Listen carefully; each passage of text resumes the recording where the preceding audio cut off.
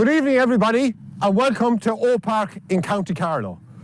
Tonight, we'll be talking about management during the breeding season.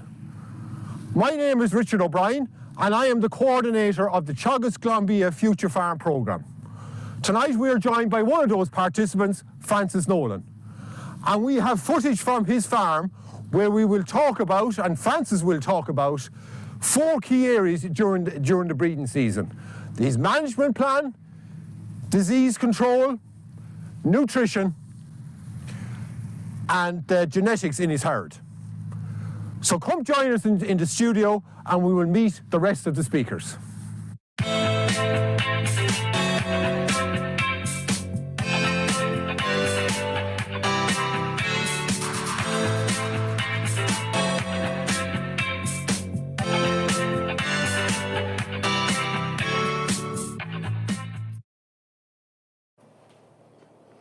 Okay, good evening everybody, and you're all very welcome to the studio here in Oak Park.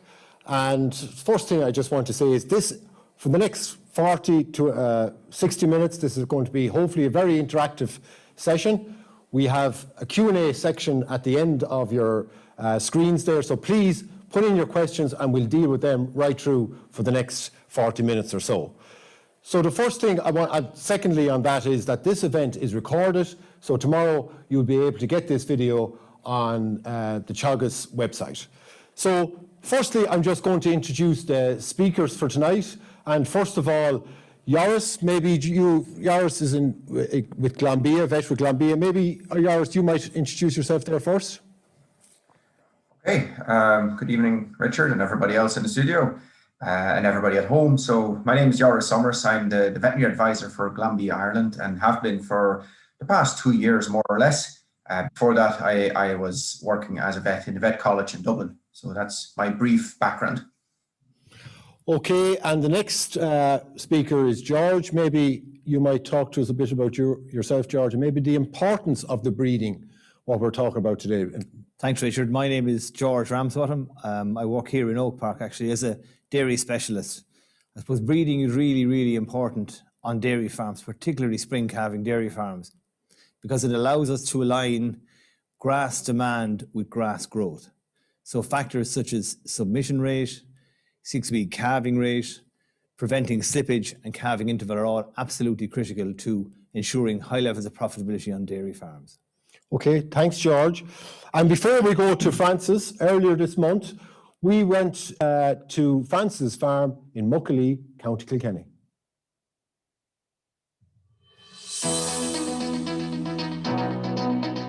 My name is Francis Nolan. We're farming here in Muckalee in North Kilkenny. We're about 900 feet above sea level. We're farming here with my wife, Anne, 3 small kids, and my mother. We have 70 hectares in one block. So the land is heavyish enough in places, I suppose, and some of it wouldn't be that heavy. 140 cows, rearing my own replacements. And so the overall plan for the farm going forward is to stick at 140 cows and improve output while maintaining the stocking rate around 2.4, 2.5 on the farm. So we want to get 50 kilograms of extra solids from the cows, which is worth about 30,000 euros extra profit on the farm.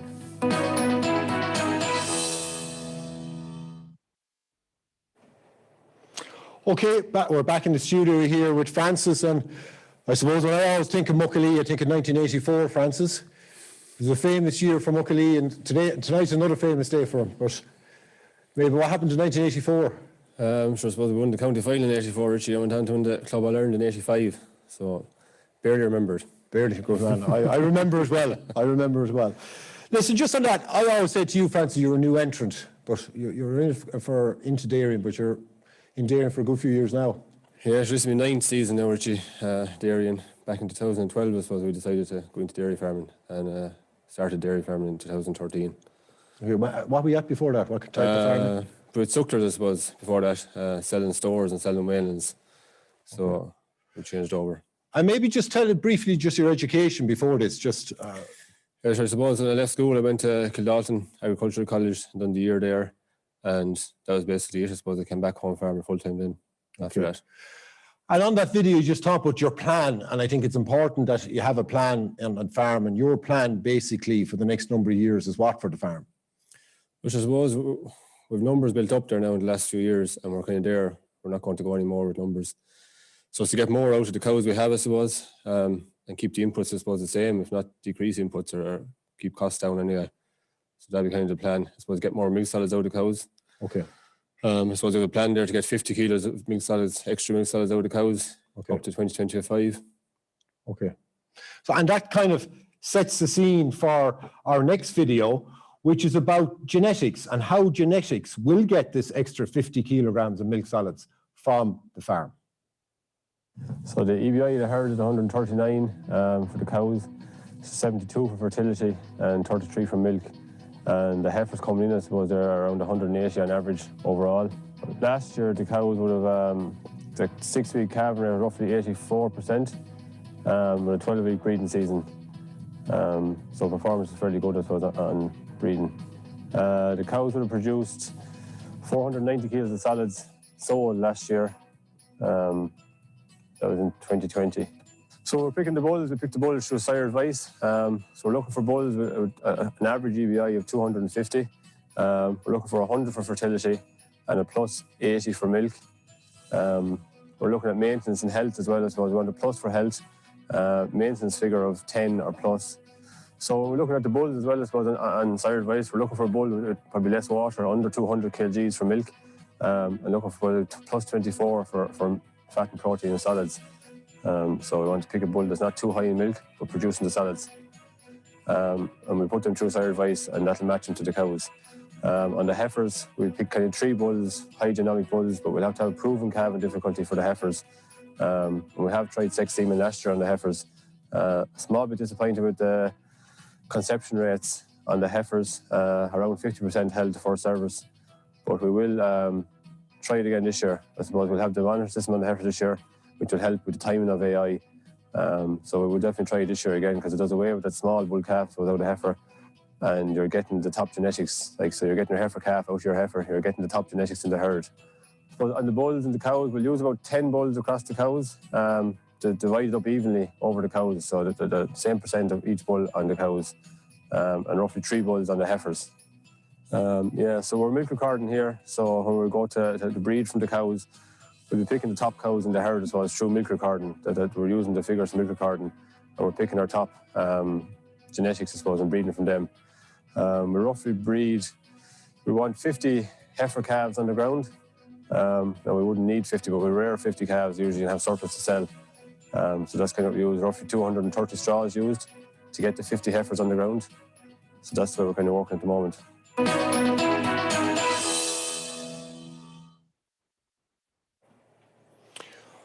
Okay, Francis, during that video, you had set out the targets for the team of bulls that you were going to use, and I think during the week there, you actually completed that list of bulls. So how did that list turn out? What were the average of that team? Yeah, sure. I suppose when we put the team together, we had an average EBI of 318. The milk is coming in at 119, fertility is 131, and the fat and protein and solids are coming in at an average of 35 kilos of solids. Okay, and you actually, the number of bulls then you put together? There's 10 bulls in the team there, yeah. Okay. So just on that, they're all are there any proven bulls in that list, or are they all genomic bulls? All genomic bulls, yeah. Okay, so they're all genomic bulls, George. I'm just going to put this one to you, and the question comes up every year, using genomics or using proven bulls, what's the difference, and what should we be going for? At this stage, Richard, I don't think there's a huge amount of difference in the reliability between the 2 lots of bulls. I suppose what's more important is EBI.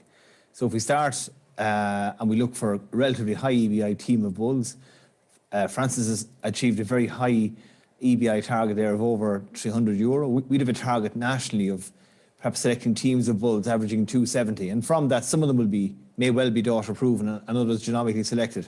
I suppose what's important is that you pick a team of bulls that matched the breeding objectives of your particular herd. And that can be taken maybe using things like the breeding scorecard to see where your strengths and weaknesses are in planning the team or the targets that you're going to aim for with the next generation of heifers. Okay, and the other technology that you're using there, Francis, is sex semen. Last year, I think it was your first time using sex semen. Yeah, and you mentioned the results from that. Just maybe go back on that. Yeah, I suppose last year was the first year, Richie, yeah. So we were disappointed with the conception rates. We got 50% is all held to first service, and that was with the synchronization program, I suppose. But I definitely go again this year. Like, I'm going to use sex again this year. I'll have tags in the heifers this year, so it'll be easier if I was pick them up. And the timing of the AI, I suppose last year I didn't really look into the timing of the AI. I just served them on standing heat. So this year now I've inquired a bit more about it, and the timing is very important. So we'll have the tags in the heifers, I suppose. It'll give us a better timing for AI. Okay. So that should help with the conception rates. So we'll definitely go again this year, yeah. Okay, and recently, George, there's a lot of research on the whole sex semen side. Maybe just update us on that. Okay, so Stephen Butler has done good research at this stage at Moore Park on the use of sex semen, and I suppose a couple of things come out of it. The first is that we wouldn't expect to achieve the same conception rate as sex semen as conventional semen. It will be less, or on average it's likely to be less. But conception rates close to 90% of the conventional semen is achievable. And it depends on a couple of factors, and the key ones are animal factors and human factors. So if we look at animal factors, we're talking about more fertile animals. So more fertile herds will have a higher conception rate to sex semen. Similarly, younger cows and earlier calved cows that have a long interval between calving and breeding, they're likely to have a higher conception rate. And the same with heifers, of course, as well. And I suppose on the other side then, we've things like, as Don Crowley described to me one day, cold heat. So a heifer or cow that's gone off heat or is going to cool down a little bit, as Francis is talking about. And where they're being inseminated closer to the timing of ovulation, those animals are likely to have a slightly higher conception rate as well. And then from an insemination technique perspective, the good AI technique, being very careful in the use of the straw. Remember, it's a straw with damage. The semen is slightly damaged in it because it's being sex sorted, and the quantity of sperm in it is reduced as well. There's only 4 million sperm typically in those straws.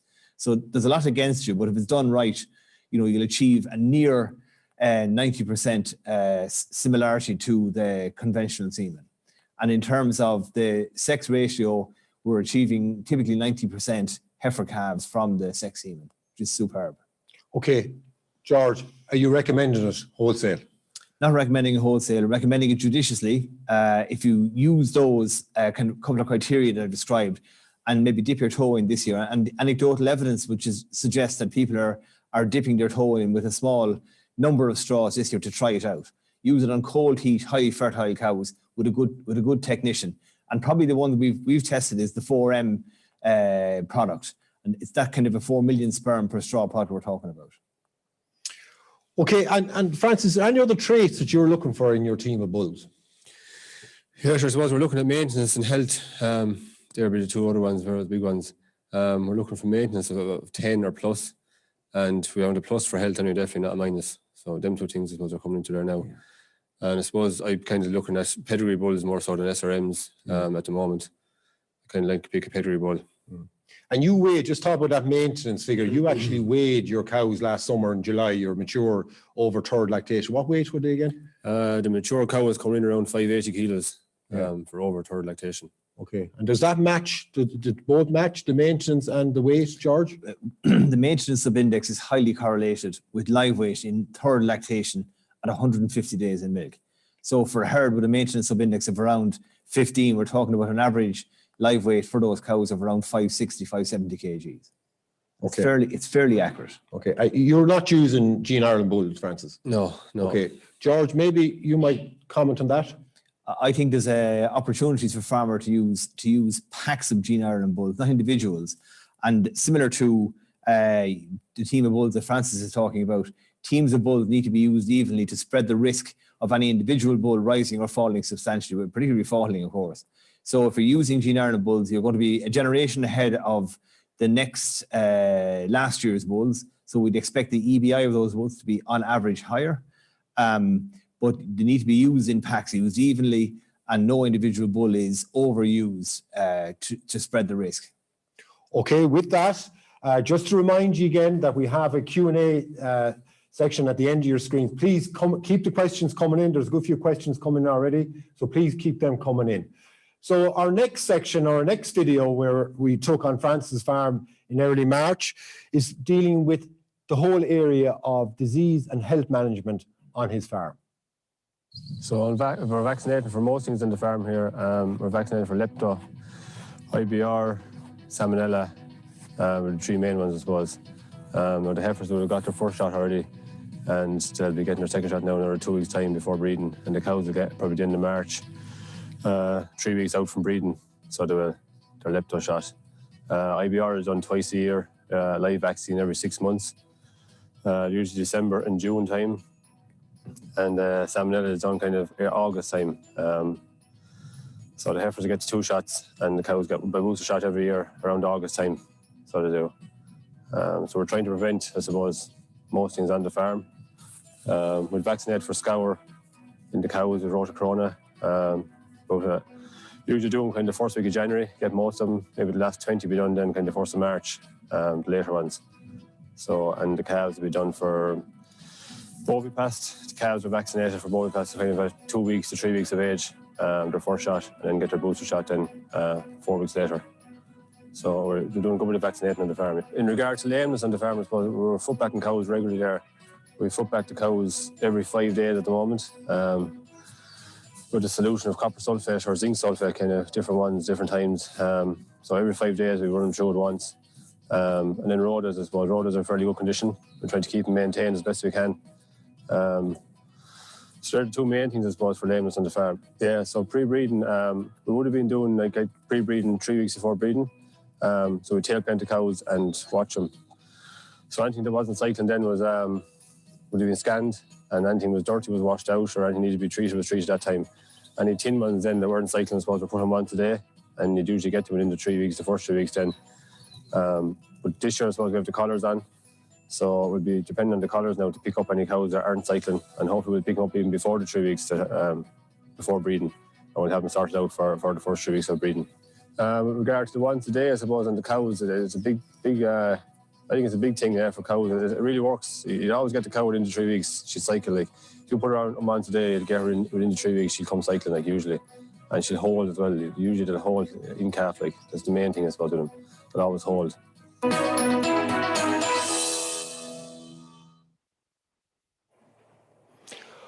Okay, Joris, I'm going to turn to you first just on, because Francis talked a good bit about the health and disease on the herd and what he's vaccinating for. But you have a service, a disease screening service. Maybe just talk about the importance of that, Joris. Yeah, so for years now, Glanbia have offered this service to the suppliers. It's called the Herd Disease Screening Service. It's a bulk tank milk screening for 7 diseases 4 times during the year. And it's a very good method of keeping an eye on what diseases are happening in the herd from an infectious point of view, obviously. So there's some parasites involved, there's liver fluke and stomach worms. And then the other ones were called out by Francis as well. So if your IBR, your lepto, your salmonella, and your BVD are being monitored, but also Neospora. So from that point of view, it's a handy method. It doesn't require anything on farm as such. The milk sample is collected when the normal milk collection happens, and you don't even know when the sample is taken. All of a sudden you receive the results in the post, and you can track that then over the years as to what diseases are fluctuating, going up and down, or if the herd is negative, which diseases you may need to vaccinate for to prevent disease from coming into the herd, for example. So that's really the service in a nutshell. Yeah, no, it's a very good, and it's a great management tool across the herds. Just one thing Francis mentioned in the video there from his farm is that they're not vaccinated for BVD. Maybe just comment on that. Yeah, it's certainly something that's increasing. More and more herds seem to be stopping the BVD vaccine over the last couple of years. And I suppose that the success of the BVD eradication program is to blame for that. The risk of a BVD infection coming into the herd has reduced significantly. And that's where I suppose the reduction in number of herds vaccinating is coming from. Now, since this year, there's changes in the BVD eradication program because Ireland is really trying to get BVD-free status at an international level. So we will see changes in BVD vaccination because for some herds that becomes a requirement then if they do end up positive. But in general, I would say it's a very herd-specific decision whether or not you stop vaccinating for BVD. And it really depends on the risk you might be exposed to. So any neighboring herds that could potentially bring it into your herd across the fence or across ditches or whatever, or if you have had any positive calves in the last couple of years, I would say play on the side of caution and keep vaccinating for BVD. But if you feel you're a very low risk situation and you haven't had any PI calves born in years, okay, you could certainly consider that BVD vaccination isn't necessary for you anymore. Okay, and just changing slightly, just the dosing around the breeding season. Is there a need for any dosing around this time of the year of cows? At this time of year, if the cows were dosed for parasites accordingly and appropriately going into the housing last winter, there shouldn't be a need to be dosing them now, really. So coming into the breeding season, the contamination out in the paddocks should be relatively low. Some worms will have survived the winter, but that's a very small proportion. And cows in general should be well equipped to cope with that level. So coming into the breeding season, dosing shouldn't be necessary, but obviously as we get to warmer weather, worms will become more active, and especially the likes of lungworm might become a significant issue. And in recent years, we have seen the risk period of lungworm sort of shift from what used to be August time. It's shifted to July, and in most, I suppose, last year, really, we would see it in June, especially after a very dry spell and then a rain shower. A week after a rain shower, we saw a lot of lungworm issues. And if that happens in the breeding season, obviously you can't have the cows running around coughing in the middle of breeding. That's not going to help their fertility. So if the cows are coughing, you have to do something about it. Okay, perfect. And always strikes me is just, you know, the whole area, once an animal is stressed at all, it's going to affect the whole thing about fertility. But, you know, lameness, you know, Francis mentioned there that he's the foot bath and that, you know, maybe just comment on the different types of lameness. Mm-hmm. Yeah, we're at the moment, we're at an interesting time in the year because the cows have been in the housing, and in the housing, different types of lameness plays an more important role than when they go out grazing. So we're sort of in that transition time where cows at the moment can actually have both types of lameness because they're still being affected by what would be called the infectious type lameness, the likes of your Mortellaro, which is more prevalent when they're in the housing and exposed to, I suppose, less hygienic underfoot conditions. But they're now going out grazing, and that means that they're being exposed to different risk factors. And so they're covering the mileage basically is what's happening. So you get your likes of your sole ulcers and your white line disease starts to become much more important. So what I would say is if lameness is an issue in the herd, get a foot trimmer to look at your cows.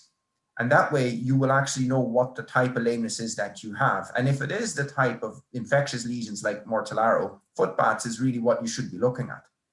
But if it's another type of lameness, if it is more the structural type of damage like the white line disease, a good trimming session is probably better and will have a better effect than keep going with foot baths because they're not really doing anything for something. Okay. And is there questions coming through there? I think, Siobhan, there's some questions coming through. Yes, Richard, we have 3 questions for you there now.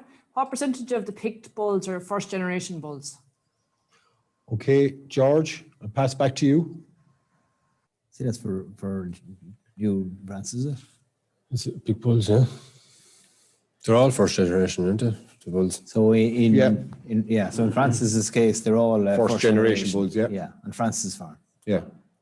Okay. Yeah, there's a few questions coming in here on collars. Kieran noticed that Francis is using collars, so just to comment on those and are they worth the extra cost? Do you need them, Francis, I suppose? Do we need them? Sure, for a labour point of view, yeah, they're a great job. Takes the stress out of breeding. Like I'm on my own in the parlour, so I'm trying to sort cows, and like to be fair, only for my mother is there. Like the last couple of years, she keeps the cows coming out, and I draft them outside. But other than that, you couldn't do it. Like so, with the collars and the automatic drafter, like the job is done, and it's stress-free on the cows. You don't have to leave the cows in the yard when you come out. So, for a layer point of view, from a heat detection point of view, I suppose you can manage without them, yeah. Which I have been doing, I suppose, the last couple of years with teaser balls and chin balls. But they're a great asset to the farm. It's labour, yeah. Fair enough, yeah. And just, I'm back to you, Joris, just on the metry check, just as a pre-season check on cows. The use of metry check, have you used that yourself? Maybe just comment, we be using more of it? Yeah, I've used Metrocheck in the past. It's another tool that you can use in the pre-breeding period. It's used quite a lot in New Zealand, and the pre-breeding check in New Zealand usually consists of only Metrocheck. The problem is that it only checks one aspect, and it's really targeted at those cows that may have an infection in their womb after calving, but weeks after calving, not immediately after calving. But you're really looking at cows that maybe held their cleanings, cows that had a difficult calving, cows that had maybe too much negative energy balance at the start of lactation, and therefore didn't really have enough energy to clear out properly. And those are the cows you want to be looking at before breeding, and try and correct them before we get too close to the breeding season, so that they're well prepared by the time you really want to get them back in calf. So the Metrocheck is quite handy there to find those cows if that's what you're looking for. Absolutely, yeah. Okay, we've loads of questions coming in, and keep them coming. Siobhan, we've 2 questions, I think. Yeah, there, Siobhan. plenty of questions. There's a few questions coming in here on the 4M product, comparing it to a sexing technology used by the likes of NCBC. Okay, George, do you want to? I'll come in at that one, Richard. I suppose why we're talking about the 4M product, or I'm talking about it, is because it's the one that's been most recently researched with good effect in the sex semen trial used in Moore Park. So that's the one we have data on. So it's the one we can recommend.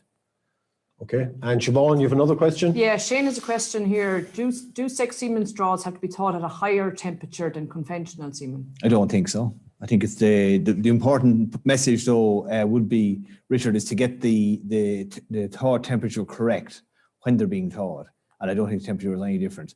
And there's some of the research that's been done will show a bit of variation there in terms of thaw temperature. And that is one of the main factors that will have an influence on the success rate with the use of sex semen. Okay, Francis, do you want to make a comment on how you do it as the man on the ground? Well, I suppose I have the thaw flask there, so the temperature is set, and I use that and I do 1 straw at a time. I don't do 2 or 3 straws. I wouldn't have thought a higher temperature would be any good in it, so it would do more harm maybe. Okay, you've used it. Okay, good stuff. So with that, we're just going to move on to the next section, where we're going to talk about, the whole area of breeding management and the technologies that Francis uses on his farm. So I suppose the management for breeding, we have 140 cows, 35 replacement heifers to breed from. So we'll use roughly 230 straws on the cows and heifers to get 50 replacement heifers for next year. We wouldn't want 50, but we'll have a few surplus. We'll use 6 weeks of Frisian AI, and then we'll switch to beef straws from the 6 weeks, and we'll do 12 weeks altogether. So this year there's no stock bulls on the farm, with the collars on now for monitoring heat detection. We sold the bulls, so it'll be all AI from now on. So I do the AI myself, it's DIY. So we have the drafter in this year to make life a bit easier, I suppose. Cows we draft in the yard after milking, so they'll be there for AI, and the collars will pick up the heats for us automatically. So it's going to save a bit of time and labour and make it a bit more easy to do. So usually we'll be pre-breeding with tail paint 3 weeks before breeding and watching the cows that way. And I suppose we were using teaser bulls with chin balls during the breeding season, picking up heats.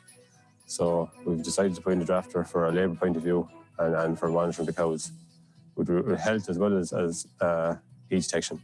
But we're using the herd app for recording the services and the desired voice is transferred onto the herd app. So it gives us when I pick out the cow for bulling, it tells you what bull to use, and it's saved there, and then the service is served, it's saved and it's synced with ICBF as well. So we're using the herd app for all that, yeah. So you have reports on the herd app then so it tells you what cows are served, how many are served, the percents, and it'll tell you what cows are due for service and repeats. So if you look up kind of as you go along to the breeding season, it'll tell you the cows that are due for repeats that week or that day. So you can keep an eye on the cows, I suppose, that are supposed to be coming around. So you can keep an eye on those cows, so in particular. We start breeding on the 23rd of April every year. We just usually start calving around the 20 to 23rd of January. Cows and heifers are all started the one day, everything goes the first day. So kind of like to start calving at the end of January there every year.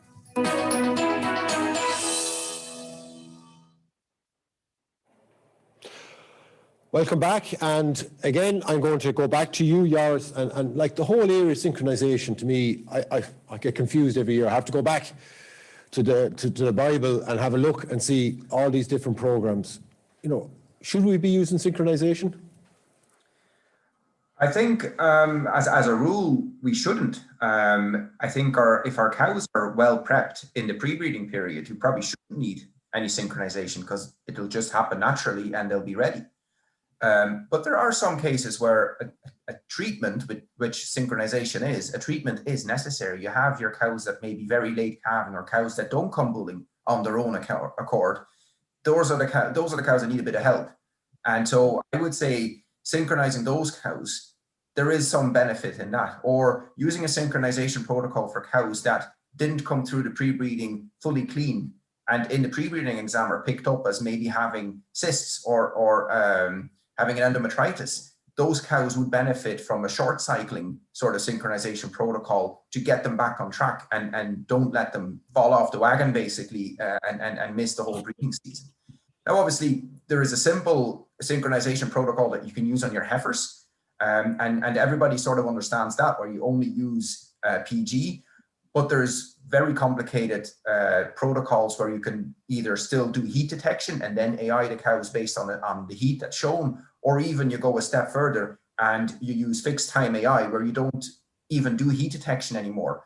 But then you're getting into the very specific nitty gritty of synchronization protocols, and you really have to stick to the protocols. And a single day, even half a day sometimes makes a difference in those protocols. So once you set basically the thing in motion, you have to stick to it. And you need to plan very well, because on that one day that all those cows are going to be eating AI, whether it is based on heat detection or based on fixed time AI, there's going to be quite a lot of people around the place as well. Okay, very good. And Francis, you use that simple one on heifers. Yeah. Just explain exactly. I suppose we watch them from day 0 to day 6, and we serve anything that comes in heat then. And then on day 7, we inject with the estimate, and we watch them then, and anything that comes in heat is served. So you get them all in 10 to 12 days, I suppose. Most heifers are served. It has worked. Yeah, it works very well, yeah. And George, the big one here always question that comes to me, and is late calvers. What do we do with these late calvers? How can I bring them forward a bit? Yeah, so we've heard Francis talking about the once a day regime that he uses with his dairy cows, and that works really well. And how it works is it prevents the condition score loss that typically occurs in cows after calving, and particularly late calving cows, because they're generally more mature, higher yielding, and more at risk of body condition score loss after calving. That's one option. And the second option, and it's a series of different protocols recommended by Stephen Butler and Stephen Moore in Moore Park, and they centre around the interventions with progesterone devices. And they typically start at around day 30 post-calving, or bunching cows up to get around that sort of a date. And with insemination taking place, as Joris has been detailing as well, around day 40.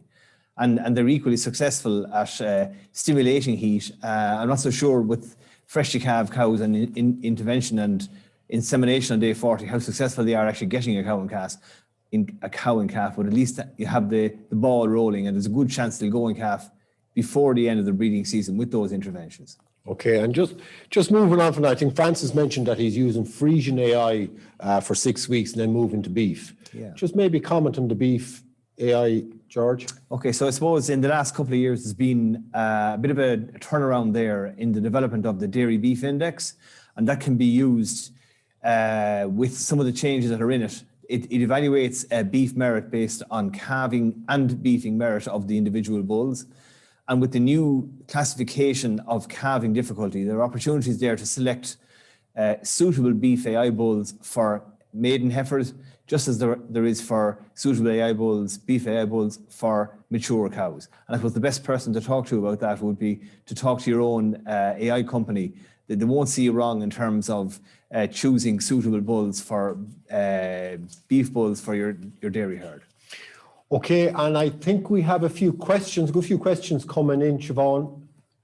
Yes, there's a question here from David. He's using the Moo call, and he was asking the question of how many hours later to AI with sex semen. So after heat detection, how long do you wait before AI? So yeah, we said we're going to delay the AI with sex semen. So George, how long after? Well, in the research that was done in using controlled AI, it was the timing was a 6-hour delay compared to the original treatment and conventional semen. So it's a little bit later. It's a cold heat, really, is what you're talking about. A cow that's gone off standing heat for a couple of hours, probably. Yeah, so you might do it in the evening rather than the morning. Might do it in the evening rather than in the morning, exactly. Okay, perfect. Okay, Siobhan, another question And a there? question for Francis on condition scoring. Is he condition scoring, or how does he decide on what animals to put on once a day pre-breeding? Okay, so we're not really supposed condition score, and we don't run into the crush and go through them individually, but so we just throw right over the cows, and we kind of, if there's a thin cow, like, sure, we'll pick her out to see her, and she goes on once a day. But we're not like put the herd through Well, the you crush. visually you walk through the cows and you have Yeah, visually. you should listen. They're in every twice a day in the party. You see them. I mean, they're there. You can see the tin ones. Yeah, you're that way. Yeah. Okay, any other question coming through there? Okay, so you have a very good plan in place. 6 weeks of AI, of Frisian AI, then you move to beef AI, and you're going to start on the 23rd of April, and you're going to finish on 12 weeks later. Yeah. Okay, AI. So has your plans changed with the news this week? Has your plans changed, Francis? No, not for this year, Richie. No, I suppose we don't really know the full effect of what's happening yet. The information hasn't come out to us all. So I haven't changed my plans for this year. We're going to go ahead the same as every other year so far, anyway. But we don't know. Maybe next year it'll be different. I don't know yet. But you have the same. You're not increasing cow numbers, but you want to get more solids. Yeah, we're not expanding, so like the numbers are going to stay the same. But I suppose we are going to be affected, like, because the herd is young and it's going to mature. So we're going to increase milk. If we stand still, we're still going to increase the milk. So it's going to affect us still, yeah. Okay, and better genetics. You have better genetics. Yeah, well, sure, genetics is improving every year, yeah. Okay, George, would you like to make a comment on that, on the system? Yeah, well, so we've been talking about this in Moore Park about the profile, and things don't change as far as we're concerned in terms of targets around 6-week calving rate or mean calving date. And our targets will be to have a mean calving date somewhere between the 15th and the 25th of February in spring calving herds. 70% of the cows calved in February and 20 in March and 10 in April. And that will deliver a supply profile that is suitable for all processing facilities. Okay, and just on that, heat detection aids. I know, Francis, the collars. We've been talking about tail paint and different methods. I remember our former colleague Matt Ryan used to talk about tail paint. When 25% of the tail paint is gone, just trust it, go with it. Okay, Matt used to say when 25% of the tail paint is gone, there's an 80% chance the cow is bulling. Yeah. So I suppose there's a message in that, and the message is that the use of heat detection aids around breeding is absolutely critical. Any of the research we've done will show that compared to 3 times a day heat detection, when you use an aid, you'll increase heat detection efficiency by 20%, which is substantial. Now, Francis mentioned the use of collars, and he talked about them from a labour-saving perspective. Some people will put collars on, not from a labour-saving perspective primarily, but maybe because of heat detection efficiency issues on their farm or their difficulty in spotting heats. But look at, he also said that he successfully used heat detection aids in the past. So my recommendation is use 1 or more aids and work on your heat detection efficiency as best you can. Okay, Siobhan, we've got a few questions coming again. Yeah, we have indeed 3 here for now. A question from Michael. Can you comment on start date of AI with regard to overall farm profitability? George? Start date of AI. So For overall profitability. So the start date for AI will typically be around the 25th of April for the coming season to deliver a high level of profitability in terms of aligning the calving pattern to the grass growth profile in the coming year. Okay, so when cows get to peak appetite at the same time when the grass is growing, at its greatest. Yeah, the two are aligned. Two are aligned. Okay. Next question, Siobhan. Yeah, this is a question about using estimate 3 weeks prior to breeding, and then when breeding season starts, the heifers will be giving natural heats. Comment on that. Yeah, so with a group I work with fairly intensively, I spent a bit of time convincing them over a year or two to use prostaglandin during the breeding season because they had a similar bias or suggestion that was, I've seen no research evidence, Richard, that would suggest that having them coming to a natural heat will deliver any higher conception rate to one that's induced by prostaglandin. None whatsoever. And I wouldn't go along with it. Okay, and there's one more. One more, yeah. With or without pre-breeding heat detection, which cows qualify for pre-breeding exams? Okay, Joris, did you capture that? Get that? I did, yeah. I suppose if you're doing pre-breeding heat detection, then any cow that comes bulling, you sort of assume that she's fine. She's ready to go. Cows that don't come bulling, they're the ones that need to be looked at. And it could be a list of things that is preventing her from coming bulling, from obviously being too thin, to actually having pus in her womb that makes her think she's pregnant and so on. But if you're not doing pre-breeding heat detection, I would say a cow that is calved 3 to 4 weeks, she'd be the ideal candidate to do a pre-breeding exam on, because that still gives you about 3 to 4 weeks for her, if there's something wrong, to come right. If there's nothing wrong with her, perfect. She'll do fine. She'll come bulling again probably before the breeding season starts, before her waiting period is over. Now, there is maybe some reasoning in selecting some cows even earlier than the 3 weeks, and those will be the cows that really struggled in calving. So really difficult calvings, cows that held their feedings for way too long. Those will be cows that I would want to see maybe even 2 weeks after calving already, because they will need longer to recover. So if you catch them early, you can do something about it. But at the end of the day, if you find cows that are a bit dirty still 3-4 weeks after calving, there's really only 2 treatments that are going to do anything. So either they can get a shot of estimate or prostaglandin, which will force them to come cycling. And as they come cycling, they clean out. Or if it really is a severe infection, they will need an antibiotic treatment. And those are the only two options you really have that have been proven to be successful. And everything else is probably not working. Okay, Joris, thanks for that. And probably more questions about this towards the end. With that, we'll just move to the next section where Francis talks about how he feeds the cows during the breeding season. So today is the 8th of March. We have 24% grazed. It's a heavy farm, so we're late getting out to graze. February was wet, so we're out now a day and night. So the cows are 24% grazed. So the important thing is to get the farm grazed out now, and to have the grass coming back, good quality grass coming back for the breeding season. The plan is to have kind of 1,400 of covers for the breeding season. Cows getting 2 to 3 grazings in each paddock. That's the way it's set up here. I suppose there's 2 to 3 grazings in each paddock, and 2 to 3 kilos of meal, depending on the weather, I suppose, there as well. Like if we have wet weather, we'll have to go a bit more, but 2 to 3 kilos of meal and good quality grass. The cows were weighed last year. The mature cow in the herd is averaging around 570, 580 kilos. The heifers were weighed there before Christmas, and they were heading for the 300 kilos. They're all on target anyway for breeding. And the lighter ones that were a small bit light have been out to grass so far, and hopefully they'll come up to the target weight for breeding season. So the target weight for the heifers was around 320, 330 kilos for breeding season. That's what we'd like to have them at. We body condition score the cows, and then just suppose maybe not so much as going to the crush and feeding them, but just throw our eye over them, and anything that's under condition or a bit thin, we will put them on today as well there, just to help them for the breeding season, just to bring up that condition score. So the target condition score we want is 3.25 at breeding.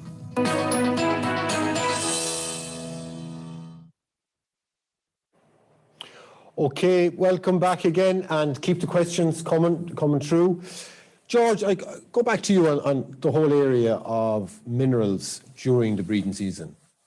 What are the main minerals we should be targeting? I suppose there's one micronutrient that's absolutely critical, particularly this time of the year, and it'll maybe run into May and June as well. And that's magnesium, that's iodine. That's our micronutrient, and that remains a constant challenge in terms of supplementation throughout the whole breeding season, because any of the work we've done at Moore Park would suggest that iodine in grass is deficient. We have a target there of 12 milligrams of iodine as a supplement per cow per day during the course of the whole year. So whether it's fed through water or through meal, it's important to ensure that the quantity being fed is about right, about the 12 milligrams, no more or no less. If it's much higher than that, you'll have problems with processability of the milk. If it's much lower, you may run into problems with a deficiency in it. And there are two micronutrients that are also important. The lesser of these, but more important at this time of the year, is magnesium. We all know about 2 ounces of calcium magnesite, which is the equivalent of 30 milligrams of pure magnesium, is required by the cow at this time of the year. Factors such as lush grass that's low in magnesium and high in potash is a real trigger for grass tetany this time of the year. And that risk can run throughout the spring into early summer and often appear in the autumn again.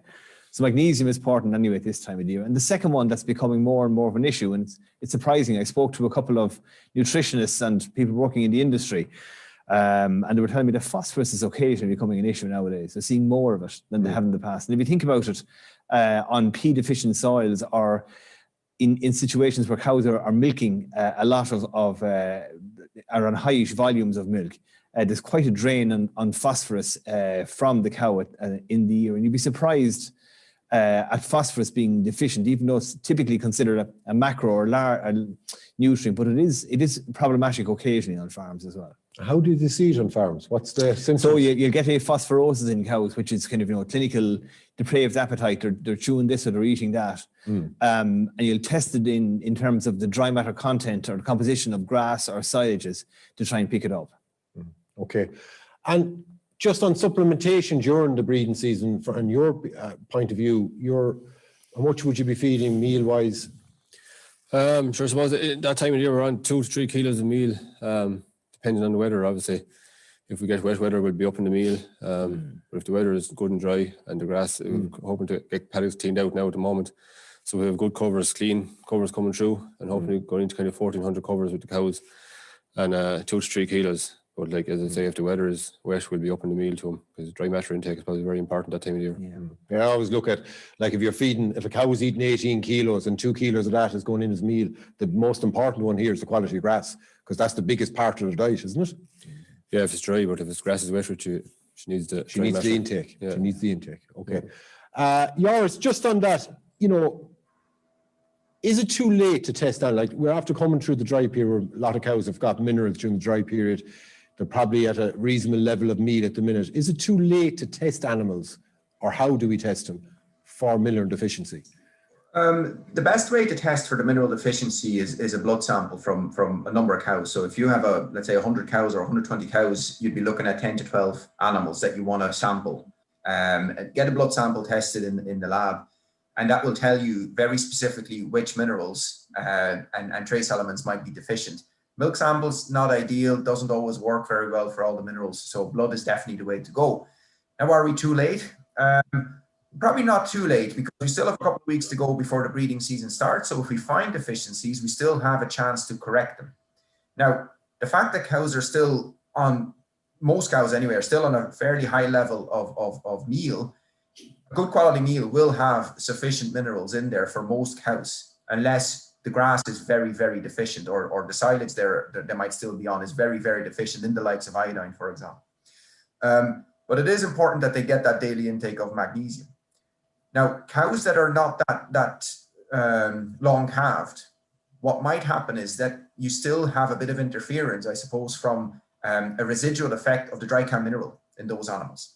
So if you were to test cows that are only a week or two calved, you're not getting an accurate reading in them, because you're still seeing a bit of an effect of the dry cow mineral in those. So you really want to be looking now at the cows that are longest calved, and ideally the ones that have been on the diet that is most resembling what they'll be eating in the next 2, 3, 4 weeks. So if there is still a large proportion of silage in the diet, probably not ideal to be testing those cows. But cows that have a good proportion of grass in their diet, those absolutely, I would say, go ahead and test them. It'll give you some indication. And obviously, don't forget, test the grass, and that will tell you what they'll be taking in from grass alone, and you can correct it then. Okay, very good. Thanks, Joris. And one of the key things Francis mentioned, he's weighed his cows, he weighs his heifers. And to me, the heifers, he's increasing the EBI, the heifer, the next generation, these are the future. But that weight, that just simple weight, George, the importance of getting that weight right. Hugely, hugely important. And it's one we often forget about. So if we take a herd like Francis' herd, maintenance subindex of around 15, that's a mature cow weight, that's a third calver, 150 days in milk with a target live weight of around 565 kgs. At weaning, with really good operators, I would say 16% of their mature body weight at weaning, 30% in mid-August typically, 40% at housing, 60% of the mature weight, which is around 340 kilos at breeding around late April, early May, and 90% of the mature live weight, around 515, 520 kilos at calving down at 2 years of age. Those weights are absolutely critical. When they fall below the weights, we'll see delayed timing from start of breeding to conception, higher empty rates, and greater risk of them leaving the herd at the end of their first lactation. And nationally, 17% of heifers leave the herd at the end of their first lactation, and only 64% of heifers born calve at 2 years of age. There's a lot of wastage in the There's system. a lot of stuff going on. Yeah. So today is the 20.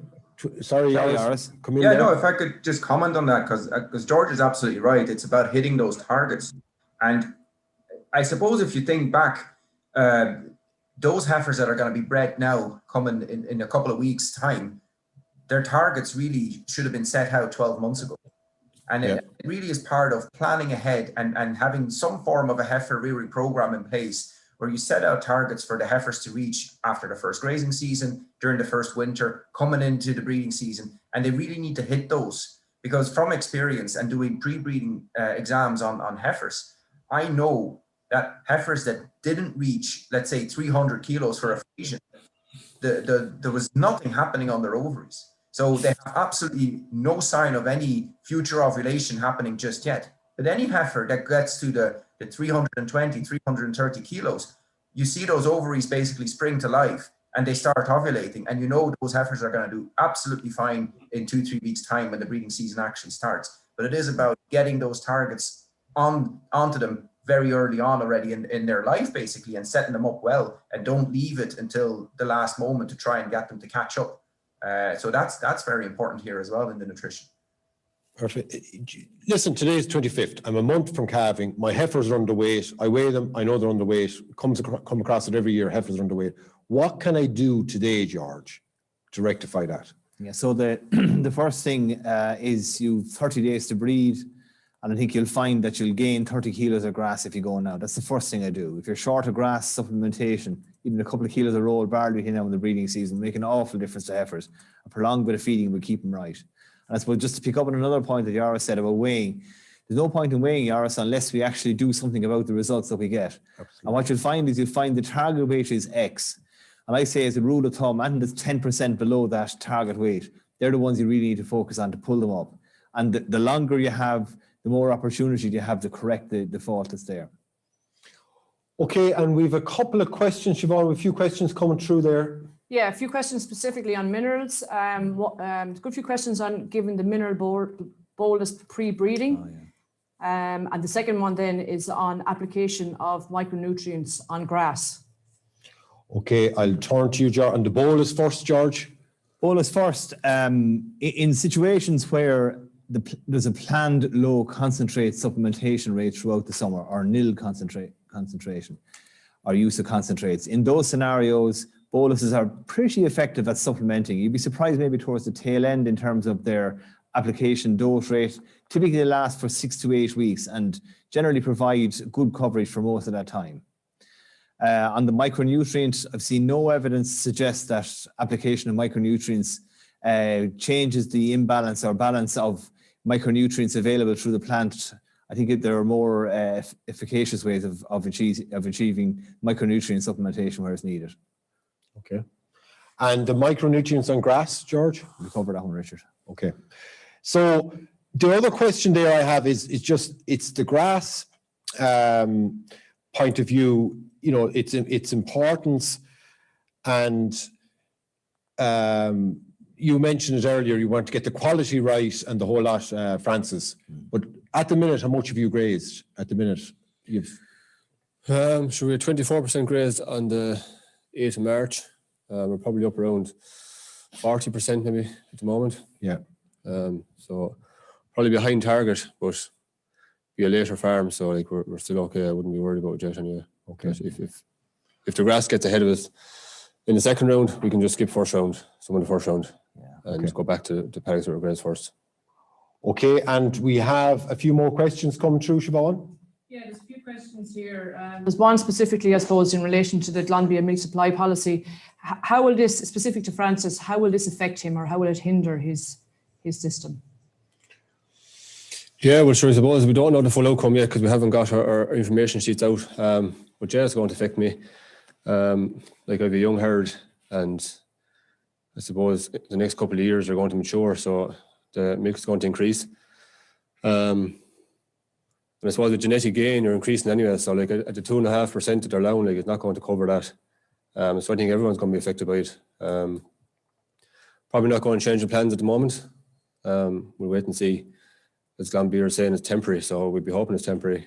And definitely won't change plans this year. We'll look at it next year and see. I suppose we'll know more when we get our information sheets out to see how is it going to affect us. But it's definitely going to affect me, yeah. Okay, and there's a good few questions coming through on that. Joris, do you want to make a comment on it? Yeah, look, the individual supply profile calculations, they're landing on farm in a couple of days. They'll be on every farm. And that's very herd specific information. So I urge everybody to sit down with those results, examine them, look at them, think about them, and any questions, any comments, any concerns you have with them, write them down, because Glanbia is going to be organizing a live online information session very soon. And all those questions, all those comments will be addressed. They'll answer all your questions live on air.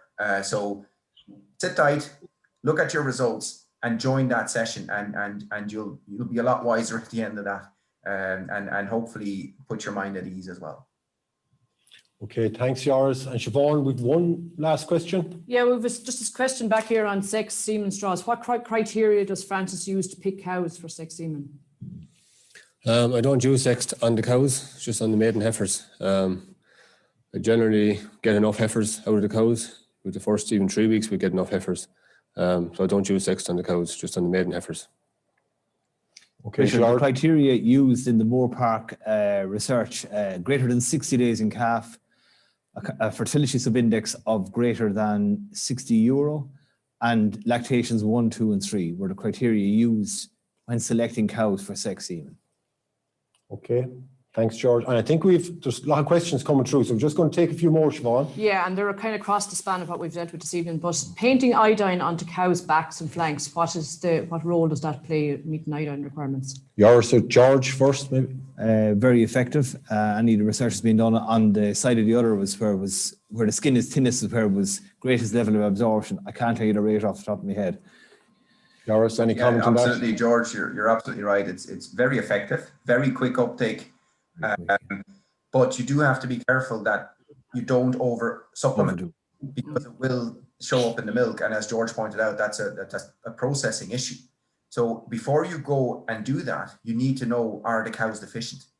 Otherwise, you're going to run into trouble. Okay, Siobhan. Yeah, there's a question here on sulfur spreading on fertility, and in particular its effect on selenium deficiency. Okay, George, we're recommending sulfur if you're spending 200 units of nitrogen through the year, 10%, 20 units of sulfur right through the season. Maybe just comment. Yeah, so it's roughly between 10 and 12 to 1 is the ratio that we talk about. And the reason for that is because sulfur is used with nitrogen in a ratio of around 12 to 1 in terms of its uptake for protein. So that's the first thing. The second thing is, we often talk about using ASN. I think at this stage, we don't talk about ASN as such, but using a little and often. So it's a pulse of sulfur every second grazing is the kind of recommendation we talk about. The third thing on sulfur is that its deficiency was often considered a deficiency of light, sandy land, but some of the more recent research would suggest that it's quite a widespread phenomenon. The sulfur deficiency is omnipresent. I can't tell you on sulfur. I didn't think it was an issue with selenium as such. There was an issue with, I think it was copper at one stage. But if you're applying a little and often, that risk is minimized. Joris, any comments on it? Yeah, I think there is some evidence that it competes with selenium or ties up selenium. So if you are a herd that's already deficient in selenium, sulfur could exacerbate that deficiency. So it is something to keep in mind, but it's absolutely not that clear cut. Okay. Okay, I think we have a lot covered there tonight. I'd really like to thank everybody for their questions they brought in and interacting with us. It's been a great hour, went very quick.